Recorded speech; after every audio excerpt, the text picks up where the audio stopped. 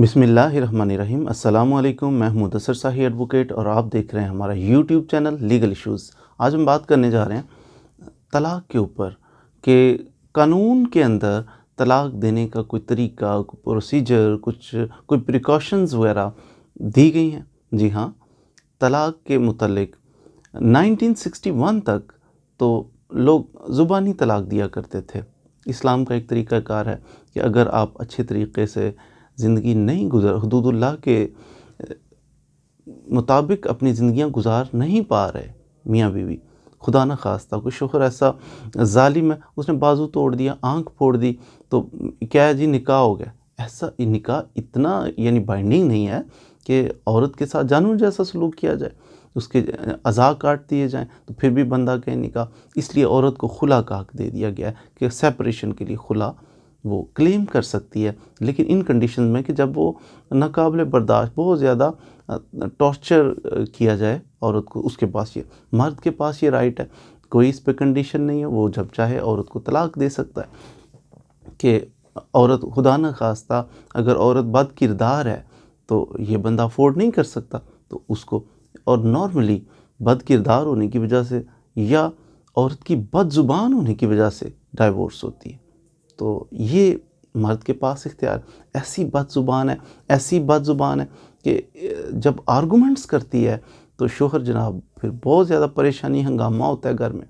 तो इसके आर्गुमेंट्स की वजह से, इसके बहस, इसकी बदतमीज़ी की वजह से, तो बदतमीज़ी की वजह से 90% जो है वो डाइवोर्स रेट है कि जो औरतें बदतमीज़ होती हैं उनको तलाक़ होती है। फिर कुछ थोड़ा सा पोर्शन ऐसा है, बद किरदार औरत होती है तो उस वजह से भी लोग उसको डाइवोर्स कर देते हैं। लेकिन इसमें एक आटे में नमक के बराबर बहुत ही थोड़ी रेशो 1-2% ऐसे भी हैं कि जो औरत बहुत अच्छी होती है तो उसको तलाक़ दे देते हैं। जी हाँ, ऐसा भी होता है।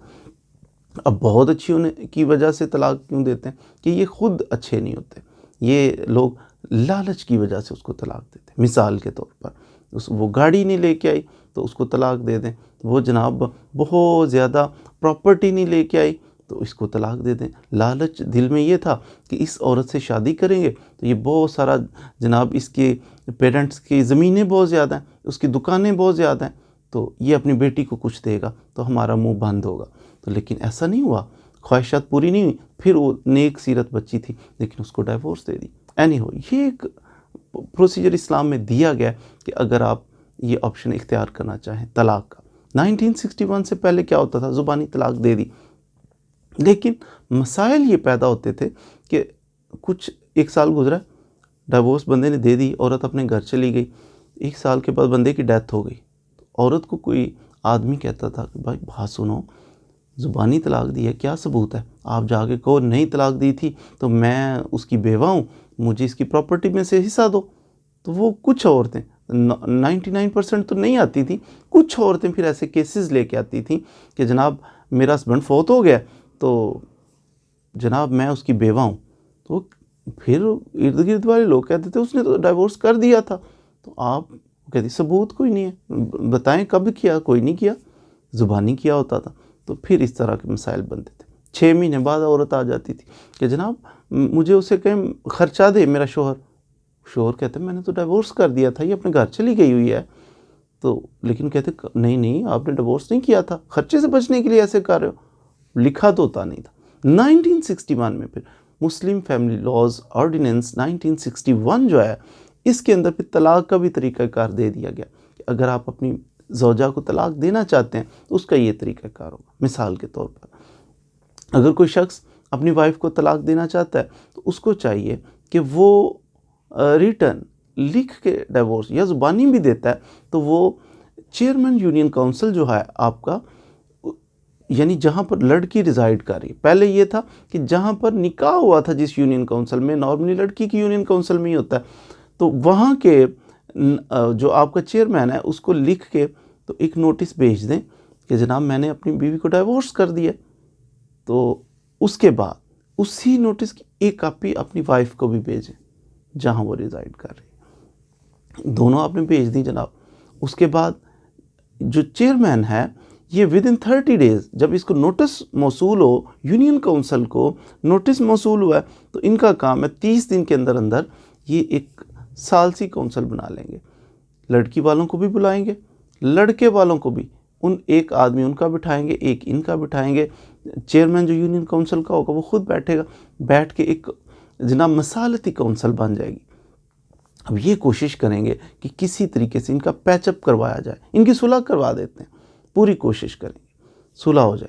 अगर सपोज सुलह नहीं होती तो फिर 90 दिन गुजरने के बाद ये डिवोर्स जो उसने दी थी इफ़ेक्टिव हो जाएगी, फिर आपको डिवोर्स इफ़ेक्टिव सर्टिफिकेट इशू कर दिया जाएगा यूनियन काउंसिल की तरफ से।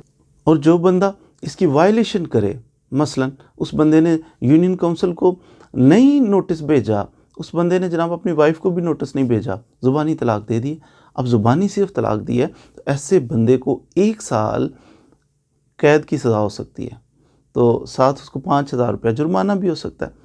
तो ये जब से कानून 1961 से ऑनवर्ड अब अगर कोई तलाक देता है तो उसको इस तरीके कार को अडॉप्ट करना पड़ेगा, यूनियन रिटर्न देनी पड़ेगी, यूनियन काउंसिल को नोटिस भेजना पड़ेगा, फिर डिवोर्स इफेक्टिवनेस सर्टिफिकेट इशू करवाना पड़ेगा, तो ये प्रोसीजर अडॉप्ट करना पड़ेगा। तो इसका एक ये भी है कि औरत अगर सपोज 90 डेज़ गुजर गए, उसने तलाक दी थी मर्द ने, तो 90 डेज़ गुजरने के बाद अब डिवोर्स इफ़ेक्टिव हो गई है, तलाक हो गई, सेपरेशन हो गई। अब ये औरत दोबारा अपने उसी खामन से जिसने तलाक दी थी उससे शादी कर सकती है, ये कानून कहता है। लेकिन अगर 3 तलाक़ें दी फिर नहीं कर सकती। अब इसमें इस्लाम ने एक बड़ा प्यारा सा तरीका बताया हुआ है। खुदा न खास्ता कुछ ऐसे हालात हो जाते हैं कि डिवोर्स देना पड़े, तो कुरान मजीद की सूरह बकरा की आयत नंबर 229 से ऑनवर्ड आप पढ़िए, तलाक के बारे में गाइडेंस दी हुई है। तो तलाक के बारे में कि अगर आप तलाक देना चाहते हैं ठंडे दिमाग से सोच समझ के, ये नहीं गुस्सा है तो जनाब उसी वक्त लड़ाई हो रही है फ़ौरन बोल दो, ऐसा नहीं है, इस्लाम का तरीका नहीं है। लड़ाई हो गई जो भी है, आप इस वक्त तलाक नहीं देनी, गुस्से की हालत में नहीं देनी। बाद में अक्सर 99% लोगों को रोते ही देखा है, मेरे बच्चे रुल गए, मैं रुल गया, मेरी बीवी रुल गई, बीवी भी रोती है, मैं रुल गई, तो किसी तरीके से सुलह करवा दें। अब तलाक मजाक थोड़ी है। तो एनी हो, इस्लाम ने ये तरीका बताया कि ये उसको जब अब नॉर्मल कंडीशन में है, जब औरत पाकी की हालत में है, तो औरत को उस वक्त आप तलाक दें, 1 तलाक दें। फिर उसके बाद नेक्स्ट मंथ जब पाकी की हालत में हो, तो आपकी कुर्बत नहीं औरत से हुई, फिर आप उसको डाइवोर्स दें। फिर उसके बाद आप उसको तीसरे माह में जब वो पाकी की हालत में हो, उससे कुर्बत ना हो, फिर उसको डाइवोर्स दें। तो यूँ after a month after a month after a month इस तरह आप उसको डाइवोर्स का एक तरीक़ाकार अडॉप्ट करें। तो ये कुरान मजीद हमारी रहनुमाई, अल्लाह ताला की ज़ात ने हमारी रहनुमाई की कि अगर करना पड़े तो इस अंदाज़ में करें।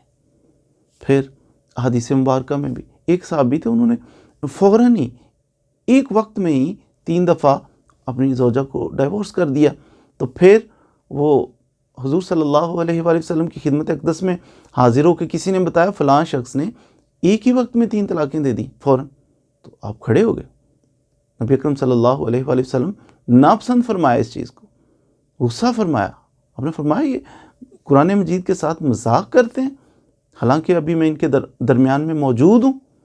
इन कुरान मजीद का एक तरीका कार जब बताया गया कि आप इस तरह करें, आपके घर नहीं टूटेंगे, परेशानियाँ फिर बाद में टेक्निकलिटीज़ नहीं बढ़ेंगी, दीवारों के साथ लग लग के रोना नहीं पड़ेगा मियाँ बीवी को, तो फिर आप ऐसा क्यों करते हैं?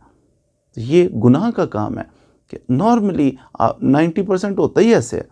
गुस्से में आए थे, लड़ाई हो गई है, फलां हो गया, मेरी माँ को ये कह दिया, तो फटाफट फट फट फट फट चलो काम ख़त्म। ये तरीका अच्छा नहीं है, नॉर्मल तरीके से जो इस्लामिक वे है। अब इसमें यह भी है कि अगर कोई बंदा अपनी वाइफ को एक दफ़ा कह देता है कि जनाब तलाक की, उसको कह देता है कि मैंने आपको दी, तो फिर इस सूरत में भी तलाक हो जाती है, एक दफ़ा कहने से भी तलाक हो जाती है। ये जो मुस्लिम फैमिली लॉज ऑर्डिनेंस 1961 का सेक्शन 7 कह रहा है कि जनाब मसालती कौंसल, अब मसालत अगर 3 दे दिए इकट्ठी तो फिर कैसे मसालत होगी? ये उस तरफ पॉइंट आउट कर रहा है कि इस्लामी मुल्क है, यहाँ पर इस्लामी इक़्तिदार को अपनाया जाएगा, एक वक्त में एक तलाक दी जाएगी, नेक्स्ट मंथ दूसरी, उससे नेक्स्ट मंथ तीसरी। अब ये उसकी तरफ पॉइंट आउट कर रहे हैं कि फर्स्ट मंथ था, आपने उसको डाइवोर्स किया, लिख दिया, यूनियन काउंसिल को भेज दिया।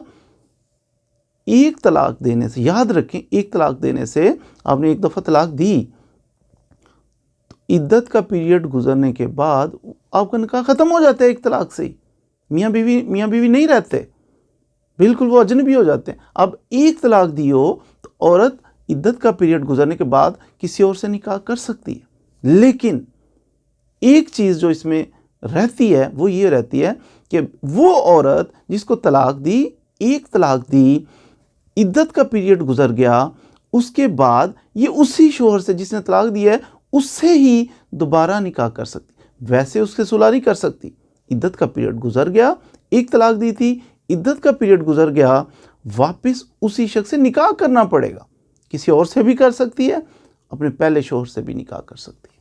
लेकिन अगर 3 तलाक़ें इकट्ठी दे दी या वक्फे से दे दी, अब दोबारा उसी शोहर से निकाह भी नहीं कर सकती। एक सूरत है कि किसी और से निकाह करे, फिर वो डाइवोर्स किसी वजह से कर दे, अब दोबारा ये तलाक लेने के बाद फिर पहले से अब कर सकती है, ये एक सूरत निकल आती है। लेकिन ये बहुत अजीब सा और बड़ा मुश्किल काम है।